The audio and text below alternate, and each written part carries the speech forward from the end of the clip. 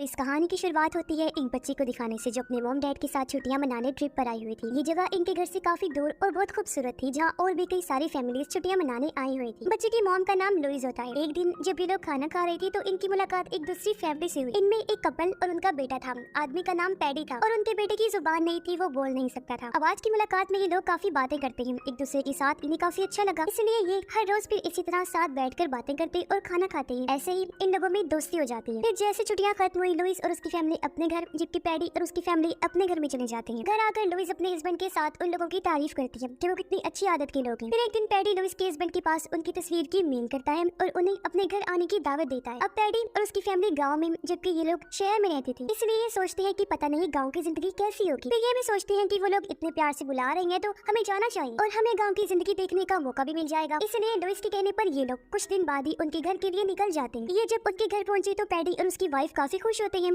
खूब अच्छे से इनका वेलकम किया जाता है। पैडी कहता है, मुझे बहुत खुशी महसूस हो रही है कि तुम लोग हमारे घर आए हो, वरना मैं तो समझ रहा था कि गांव का सोचकर तुम आ गए नहीं। फिर ये लोग मिलकर खाना खाते हैं, जिसके बाद हम बड़ी ही अजीब चीज देखते हैं कि वो लुइस के हस्बैंड से कचरा पिकवाते हैं और जब वो बाहर गया डस्टबिन में फेंकने तो तभी उसके पास पैडी का बेटा एंट आ जाता है। वो उसे कुछ बताने की कोशिश करता है, शायद वो उसे समझाने की कोशिश कर रहा था कि मैं गूंगा कैसे हुआ, पर बेचारा बता ही नहीं पाता क्योंकि तभी यहाँ पैडी आकर उसे अपने साथ ले जाता है। रात को ये लोग काफी देर तक बातें करते रहते हैं। अब लुइस को यहाँ इतना अच्छा नहीं लग रहा था क्योंकि वो शहर की रहने वाली थी। वो अपने हस्बैंड को कहती है कि एक तो इनका घर इतना छोटा है, ऊपर से साफ भी नहीं रखा हुआ, मुझे तो बहुत बुरा लग रहा है यहाँ, लेकिन फिर भी जैसे तैसे वो एडजस्ट कर रही होती। अगले दिन पैडी इन्हें घुमाने जंगल में लेकर गया। वो इन्हें फिर जंगल के पास वाली झील में भी लेकर जाता है, जहाँ ये स्विमिंग करके काफी एंजॉय करते हैं। घर आने के बाद बाकी सब तो खुश थे, लेकिन लुइस का एक बार फिर से मुंह बन जाता है। वो कहती है, पता नहीं मुझे क्यों अच्छा नहीं लग रहा, ये झील में नहाना, जंगल में घूमना, ये सब क्या है। तब उसका हस्बैंड समझाता है कि देखो ऐसा कुछ भी अजीब नहीं है जैसा तुम्हें लग रहा है, वो दरअसल तुम सब कुछ पहली बार कर रही हो ना, इसीलिए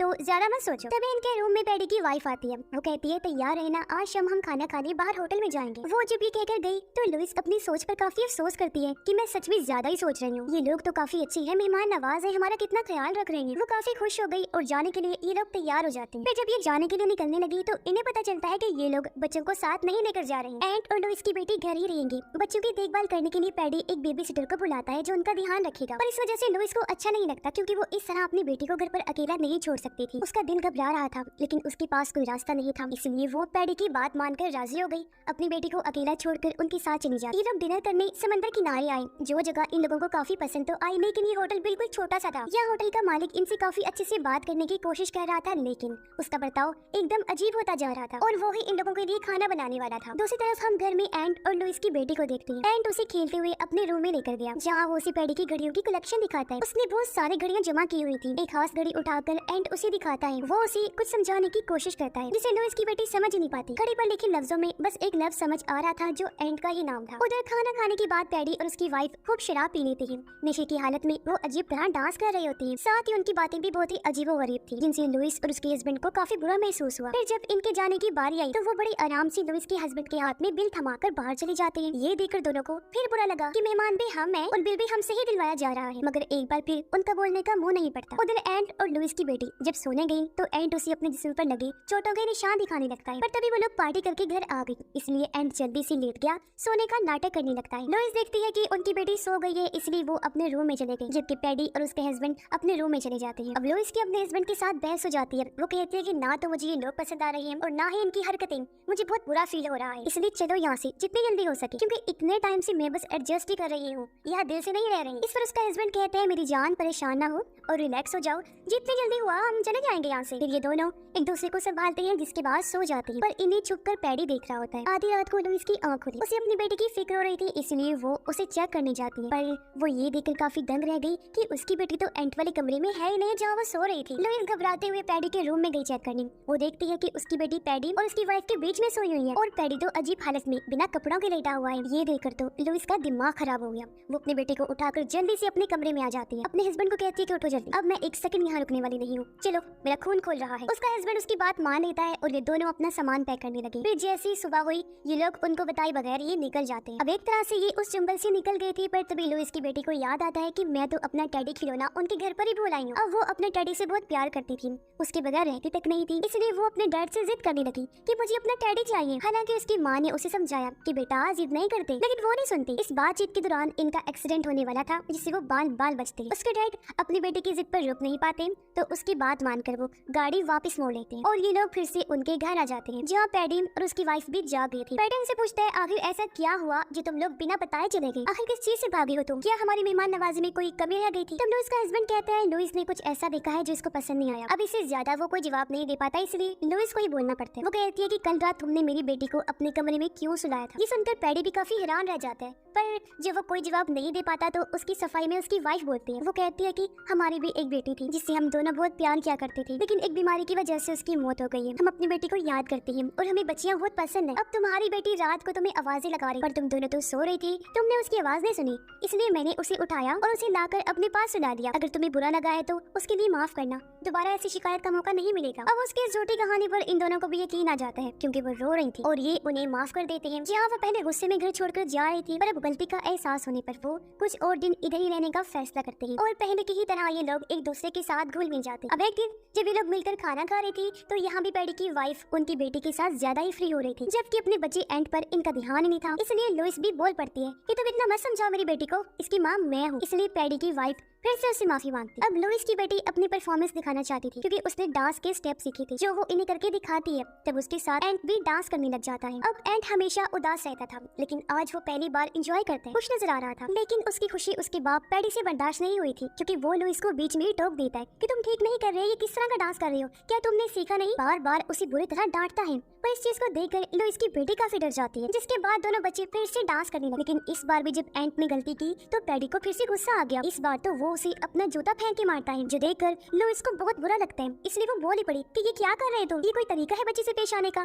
क्या हो गया अगर उसने गलती कर दी तो, ऐसा नहीं करना चाहिए तुम्हें, बच्चे है वो। फिर लुइस अपने हस्बैंड को भी साइड में लेकर गई, कहती है कि मुझसे अब और बर्दाश्त नहीं हो रहा, मैं मजीद यहाँ नहीं रुक सकती, तो जल्द से जल्द चलो यहाँ से, क्योंकि अब तो ज्यादा ही चीजें खराब होती जा रही हैं। इसके बाद पैडी जाकर सो जाता है। तब मौके का फायदा उठाकर एंट उसके पास से चाबियां चुरा लेता है। फिर खेलने के बहाने वो लुइस की बेटी को लेकर एक शेड में जाता है। शेड का दरवाजा खोलकर अंदर आया, फिर एक खुफिया दरवाजा खोलकर उसे नीचे लेकर जाता है, जहाँ दुनिया भर की बहुत सारी चीजें पड़ी हुई थी। सामान वाले बैग्स थे, बच्चों के बैग्स थे, फोन थे, ग्लासेस थे, जूते थे और पता नहीं क्या कुछ था। बिल्कुल वैसे सामान की कलेक्शन थी जैसी पैडी के पास उन घड़ियों की थी। इसके बाद एंट उसे एक फोटो एल्बम दिखाता है, जिसमें पैडी और उसकी वाइफ की अलग अलग फैमिलीज के साथ तस्वीरें थी, और हर तस्वीर में पैडी और उसकी वाइफ के साथ अलग ही बच्चा था। उन्हीं में से एक तस्वीर में एंट भी था, लेकिन इनके साथ नहीं बल्कि अपनी असली फैमिली के साथ, क्योंकि पैडी और उसकी वाइफ उसकी असली मॉम डैड नहीं थी, वहाँ उसकी जुबान भी थी, जिससे हम समझ पाते हैं कि उन लोगों ने एंट के साथ कुछ ऐसा किया कि उसकी जुबान नहीं रही, मतलब उन्होंने ही उसकी जुबान को काटा होगा, क्योंकि वो उनका असली बेटा नहीं था, इसलिए तो वो उसके साथ इतना बुरा बर्ताव करते थे। तो अब हमें बताया जाता है कि असल में ये दोनों कौन है। तो पैडी और उसकी वाइफ दोनों दरअसल सीरियल किलर है, मतलब ये पागल है और लोगों को बेरहमी से मार दिया करते हैं। ये नई नई जगहों पर ट्रिप्स पर जाते हैं, फिर वहाँ उन फैमिलीज को फंसाते हैं जिनका सिर्फ एक ही बच्चा हो, उनसे दोस्ती बढ़ाते हैं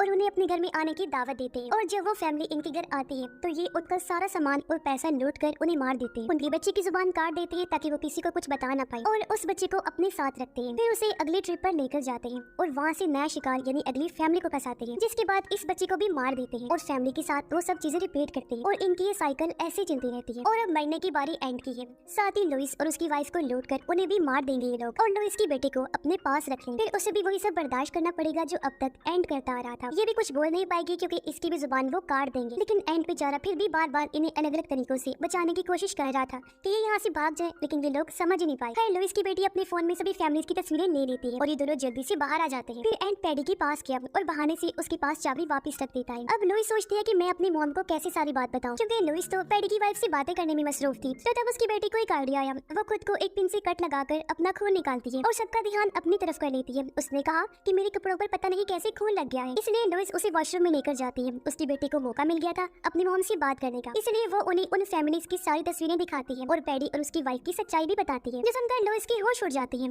पर वो अपनी बेटी को यही कहती है कि बेटा ऐसा कुछ नहीं है जैसा तुम सोच रही हो, ताकि उसकी बेटी परेशान ना हो। वो उसे रिलैक्स करती है, पर लुइस समझ जाती है कि कुछ भी ठीक नहीं, यहाँ तो बहुत बड़ी गड़बड़ चल रही है, ये बहुत खतरनाक लोग हैं और हम लोग बुरी तरह यहाँ पर फंस गए हैं। तभी लुइस बाहर आई, वो बहाना करती है कि मेरी बेटी बहुत घबराई हुई है, शांत नहीं हो रही, जो कहकर वो अपने हस्बैंड को भी अंदर लेकर जाती है, जहाँ लुइस उसे भी सारी फैमिलीज की तस्वीरें दिखाकर सच बता देती है। उसके हस्बैंड भी काफी दंग रह गया कि ये कितने खतरनाक लोग हैं, न जाने कितनी फैमिलीज को इन्होंने अपना शिकार बना लिया। पर इनके लिए हालात खराब थे क्योंकि ऐसे में ये भाग भी नहीं सकते थे, वो लोग बाहर जो बैठे हुए थे। तब लुइस कहती है हम उन लोगों से ये बहाना कर देते हैं कि हमारी बेटी को पहली बार फीमेल प्रॉब्लम आई है, ऐसे में हम आसानी से यहाँ से निकल जाएंगे। पर जाने से पहले लुइस अपने पास एक चाकू रख लेती है जो उनके काम आ सकता था उनकी हिफाजत करने के लिए। फिर ये लोग अपनी बेटी को लेकर बाहर आए। उनसे कहती है वो दरअसल हमारी बेटी पहली बार है, इसीलिए वो डरी हुई है, घबरा रही है, अपने घर जाना चाहती है। अब एक तरफ जहाँ ये लोग घर जाने की जिद कर रही थी तो पैडी इन्हें रोकने की पूरी कोशिश कर रहा था, पर ये लोग उसकी बात नहीं सुनती। इन्होंने फैसला कर लिया था। लेकिन जब ये लोग बाहर आए तो देखते हैं कि इनकी गाड़ी का टायर तो पंक्चर हो गया है। तब यहाँ पैडी कहता है कोई बात नहीं, टेंशन ना लो, मैं इसे 5 मिनट में ठीक कर दूंगा। पैडी उसके हस्बैंड को वहाँ लेकर जाता है जहाँ सारे औजार पड़े हुए थे। अब हालांकि वो साथ जाने से डर रहा था कि कहीं पैडी मेरे साथ कुछ करना दे, लेकिन पैडी औजार लेकर वापस आया